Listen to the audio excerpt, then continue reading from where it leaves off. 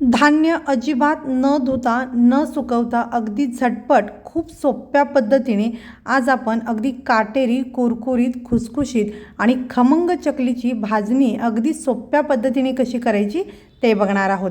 नमस्कार, मी सुवर्णाज रेसिपी मराठीमध्ये तुम्हा सर्वांचं खूप मनापासून स्वागत आहे. तर आज आपण 1 किलो प्रमाणामध्ये चकलीची भाजणी कशी करायची ते बघणार आहोत आणि अगदी सोप्या पद्धतीने आणि झटपट ही भाजणी बनून तयार होते. तर यासाठी इथे मी अर्धा किलो तांदूळ घेतलेला आहे आणि हा तांदूळ आपल्याला जुनाच घ्यायचा आहे. तर इथे तुम्ही अगदी रेशनचा तांदूळ वापरला तरी चालू शकतं. तांदूळ तुम्ही कोणताही घेऊ शकता, फक्त तो जुना असावा, ज्या तांदळाचा भात अगदी मोकळा सडसडीत होतो असा जुना तांदूळ आपल्याला इथे वापरायचा आहे. तर इथे मी हा अर्धा किलो तांदूळ घेतलेला आहे आणि 250 ग्रॅम म्हणजेच पाव किलो इथे मी हरभऱ्याची डाळ घेतलेली आहे. याचबरोबर उडीद डाळ इथे मी 125 ग्रॅम घेतलेली आहे आणि मूग डाळ इथे मी 50 ग्रॅम घेतलेली आहे. यानंतर हा साबुदाणा मी 50 ग्रॅम घेतलेला आहे आणि पोहेसुद्धा इथे मी 50 ग्रॅम घेतलेले आहेत. तर हे पोहे आपल्याला चाळून निवडून घ्यायचे आहेत. त्याचबरोबर सगळी धान्य आपल्याला निवडून घ्यायची आहेत. तर इथे धणे मी 15 ग्रॅम घेतलेले आहेत आणि जिरे इथे मी 10 ग्रॅम घेतलेले आहेत.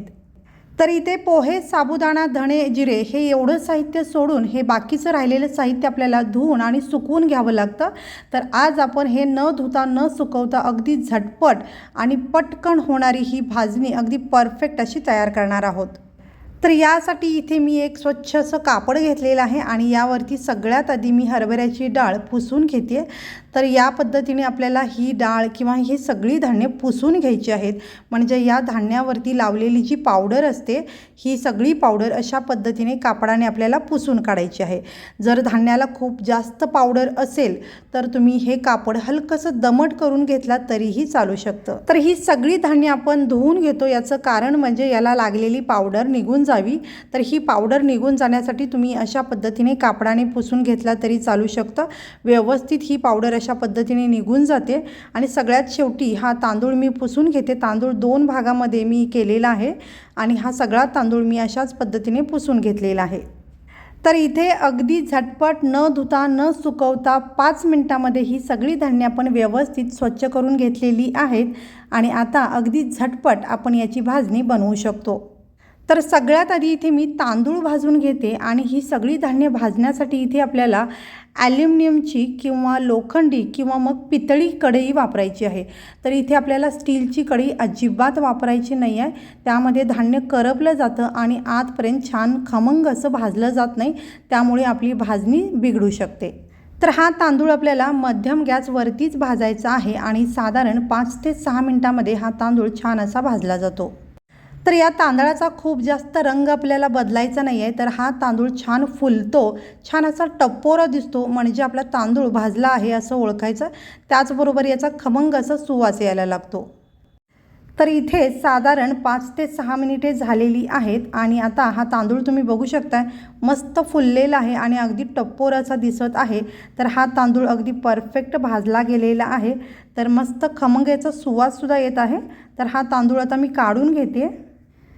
तांदूळ काढल्यानंतर यामध्ये आता मी हरभऱ्याची डाळ भाजून घेते. तर डाळसुद्धा आपल्याला मध्यम गॅसवरतीच भाजायची आहे आणि 4 ते 5 मिनिटांमध्ये ही डाळ छान भाजून होते. तर इथे सगळी धान्य आपल्याला छान एकसारखं मिक्स करत राहायचं आहे किंवा एकसारखं परतत राहायचं आहे. तर इथे मी मगाशीच सांगितल्याप्रमाणे सगळी धान्य आपल्याला मध्यम गॅसवरतीच भाजायची आहेत, पण कढई खूप जास्त तापली असेल तर गॅस त्यापेक्षा थोडंसं कमी करू शकताय. आणि ही डाळसुद्धा अगदी हलक्याशा रंगावरती आपल्याला खमंग अशी भाजून घ्यायची आहे. तर इथे साधारण 4 मिनिटे होऊन गेलेली आहेत आणि ही डाळ बघू शकता तुम्ही, या डाळीचा अगदी हलकासा रंग बदललेला आहे आणि खमंग असा याचा सुवास येत आहे, म्हणजे ही डाळ छान अशी भाजलेली आहे. तर आता ही डाळ आपण काढून घेऊयात. तर आता आपण उडीद डाळ भाजून घेऊयात. तर इथे कढई खूप जास्त तापली असेल तर गॅस थोडंसं कमी करून घ्या आणि ही डाळसुद्धा आपल्याला एकसारखी मिक्स करत भाजून घ्यायची आहे. तर ही डाळ भाजायला साधारण 3 ते 4 मिनिटे लागतात. तर इथे साधारण 3 मिनिटे झालेली आहेत आणि ही डाळ छान अशी भाजलेली आहे. अगदी हलकासा रंग याचा बदललेला आहे. ही डाळ आता आपण काढून घेऊयात. यानंतर आता आपण मूग डाळ भाजून घ्यायची आहे. तर ही डाळ भाजायला अगदीच 2 मिनिटे लागतात. तर ही डाळसुद्धा आपण एकसारखी मिक्स करत राहायची आहे आणि अगदी 2 मिनिटांमध्ये ही डाळ आपली भाजून होते. तर ही मूग डाळसुद्धा अगदी हलक्याशा रंगावरती आपल्याला भाजून घ्यायची आहे। अगदी हलकासा रंग आलेला आहे। तर मस्त डाळ भाजलेली आहे। ही डाळ मी काढून घेते आणि आता आपल्याला साबुदाणा भाजून घ्यायचा आहे। तर साबुदाणा अगदी 2 मिनिटांमध्ये भाजून होतो। तर साबुदाण्याचा आपल्याला रंग बदलायचा नाही आहे। सगळा साबुदाणा छान फुलतो आणि अगदी टप्पोरं दिसायला लागतो, त्यावेळी ओळखायचं की साबुदाणा आपला छान असा भाजलेला आहे। तर इथे सगळा साबुदाणा छान असा फुललेला आहे, मस्त साबुदाणा भाजलेला आहे। हा मी काढून घेते आणि आता आपल्याला पोहे भाजायचे आहेत। तर हे पोहे सुद्धा आपले 2 मिनिटात भाजून होतात। तर या पोह्यांचा रंग बदलायचा नाही आहे। हे पोहे छान कुरकुरीत झाले पाहिजेत, एवढेच आपल्याला हे पोहे भाजायचे आहेत। तर इथे अगदी 2 मिनिटांमध्ये हे पोहे छान कुरकुरीत झालेले आहेत। तर तुम्ही हातामध्ये अशा पद्धतीने थोडंसं चुरून बघू शकताय, पोहे छान भाजलेले आहेत। तर हे पोहे मी आता काढून घेते। पोहे काढल्यानंतर गॅस इथे मी बंद केलेला आहे। कढई जेवढी गरम आहे तेवढ्यावरतीच आपल्याला धणे आणि जिरे परतून घ्यायचे आहेत। तर इथे सगळ्यात आधी मी धणे घातलेले आहेत। धणे काही सेकंद आपल्याला परतून घ्यायचे आहेत आणि त्यानंतर आपल्याला यामध्ये जिरे घालायचे आहेत। तर हे धणे मी अगदी अर्धा मिनिट छान गरम करून घेतले आणि त्यानंतर मी यामध्ये जिरे घातलेले आहेत। तर हे जिरे घातल्यानंतर पुन्हा अर्धा मिनिट आपल्याला हे परतून घ्यायचं आहे। तर हे दोन्ही जिन्नस खूप भाजायची गरज नाही आहे, अगदी छान गरम झाले तरी पुरेसं आहे। तर हे धणे आणि जिरेसुद्धा मी काढून घेतलेले आहेत आणि सगळी भाजलेली जी धान्य आहेत ती आपल्याला एखाद्या कापडावरती पसरवून ठेवायची आहेत। कारण सगळी धान्य जर तुम्ही गरम गरम एखाद्या भांड्यामध्ये किंवा ताटामध्ये जर ओतून ठेवलात तर त्या धान्यामधील गरम वाफ त्या धान्यामध्येच मुरते आणि सगळी धान्य दमट होऊन मऊ पडू शकतात आणि आपली भाजणी जी आहे ती बिघडू शकते। त्यामुळे प्रत्येक धान्य तुम्ही भाजून काढल्यानंतर एखाद्या कापडावरती पसरवून ठेवा आणि थंड झाल्यानंतर एकत्रित करून दळून आणू शकता।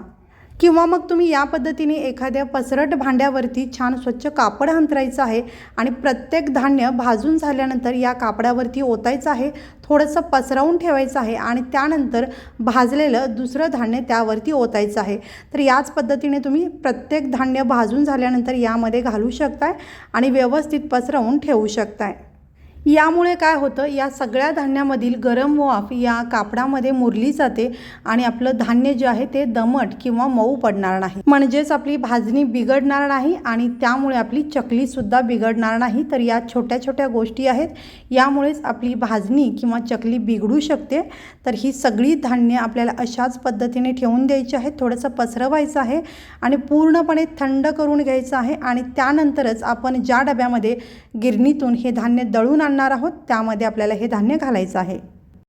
तर इथे साधारण अर्धा तास मी ही भाजणी थंड करायला ठेवली होती आणि छान थंड झालेली आहे।